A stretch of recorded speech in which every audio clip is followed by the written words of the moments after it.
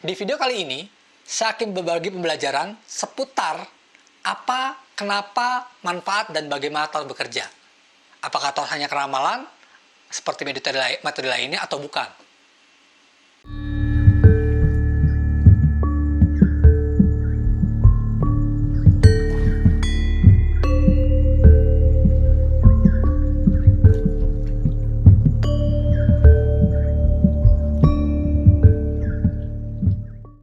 Hai teman-teman, apa kabar? Semoga selalu sehat dan bahagia ya. Perkenalkan, saya Hanpi, edukator kartu tarot dan konsultan nama. Di video kali ini saya akan berbagi pembelajaran seputar bagaimana sih kita menggunakan tarot dan apa dan kenapa kita perlu menggunakan tarot ya. Nah, kita akan bahas satu-satu teman-teman dari A sampai Z gitu ya.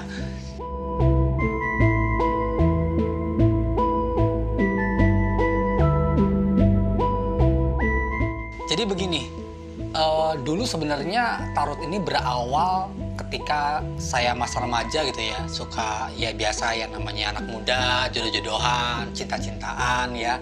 Kadang teman-teman minta, tolong dong gue cocok nggak sama si dia, si itu, si ini ya. Nah itu awal-awal ketika saya bermain tarot gitu kan. Terus lambat laun saya mulai, intuisi saya, feeling saya, naluri saya tuh mulai bertumbuh gitu. Kayaknya kok akurat terus gitu ya. Tentang kecocokan, tentang kesesuaian, tentang karakternya si orang yang nanya ini ya kan. Akhirnya lama-lama saya mulai mempelajari seperti apa sih tarot bekerja gitu ya. Terus saya baca buku, saat itu masih belum ada YouTube ya, masih ada buku-buku dan lain gitu ya. Saya lihat artikel-artikel, kemudian saya kembangkan tarot ini untuk bidang-bidang lain, seperti bidang pekerjaan, bisnis, keuangan gitu ya, terus karir, terus bagaimana memutuskan pilihan. Kadang ada beberapa orang tuh susah untuk memutuskan pilihan, mau A atau B gitu ya, mau kerja di perusahaan ini atau perusahaan ini ya. Itu kenapa perlu namanya tarot digunakan bagi beberapa orang yang paham dan mengerti. Jadi itulah di situ saya memutuskan passion saya, keinginan saya untuk belajar lebih dalam apa sih tarot gitu ya. Jadi tarot ini sebenarnya intinya digunakan ketika Anda atau kamu ya benar-benar bingung atas pilihan tersebut. Walaupun secara rasional akal sehat sudah menemukan, tapi Anda perlu diyakinkan, bener nggak sih pilihan gua gitu ya. Nah itulah tarot diperlukan bagi sebagian orang ya. Itu kenapa banyak orang datang ke saya gitu ya, penanya gitu ya, untuk menanyakan pilihan-pilihan tersebut. Nah tarot juga sebagai alat mediator.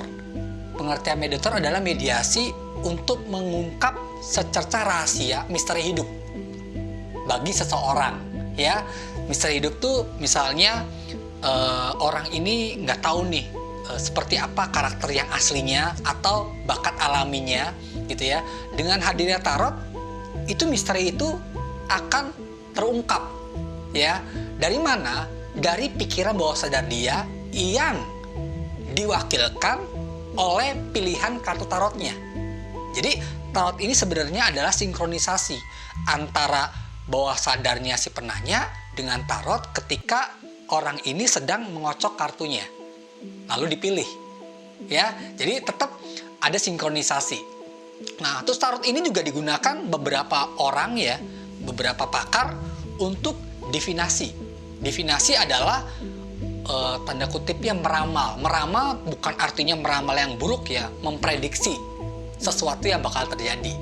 Itu tarot digunakan untuk mengetahui lah arahan gitu ya.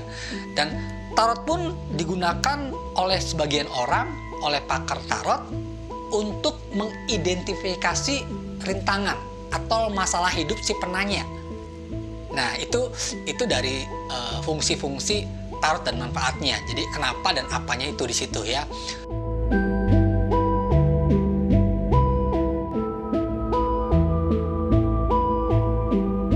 Kemudian beberapa pengalaman pribadi saya, tarot ini bisa menjadi media alternatif untuk melihat dinamika pribadi kita, melihat rangkaian hidup dengan simbol-simbol, karena tarot ini berisi gambar-gambar. Ya, nanti kita terangkan apa itu archetype. Jadi tarot ini ada hubungan dengan psikolog. Ya.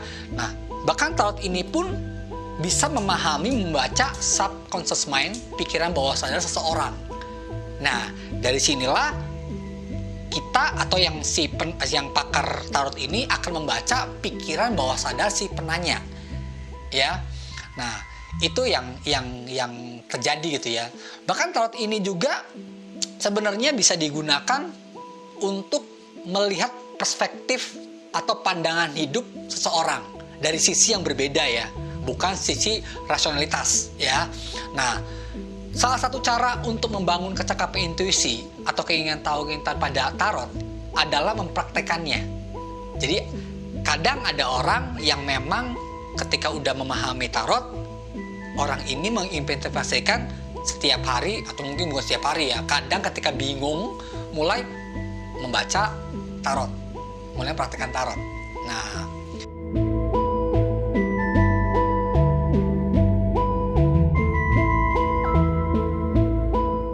terus ada yang bertanya, Hanpi gitu ya, atau Om Hanpi lah ya, karena banyak sekarang tuh rata-rata mahasiswa yang nanya juga gitu ya, Om, selain tarot ini apa sih Om yang bisa untuk melihat atau memprediksi seseorang gitu ya? Biasanya orang menggunakan apa sih, Feng Shui ya, grafologi itu membaca tulisan tangan, tuh garis tangan ada juga, terus primbon, terus numerologi itu lebih ke angka-angka, tanggal lahir, nama gitu, bazi ada juga, terus sio ya, yang Chinese gitu ya, zodiak, astrologi, wah banyak deh ya, banyak. Cuma kali ini saya akan membahas bagaimana pembelajaran tarot saja gitu, biar tidak melebar gitu ya. Nah, begitulah teman-teman ya, tentang apa sih tadi manfaatnya ya kan, pengalaman saya ya kan, seperti apa tarot bekerja. Nah, itu yang tadi kita ceritakan ya. Salam lompatan besar.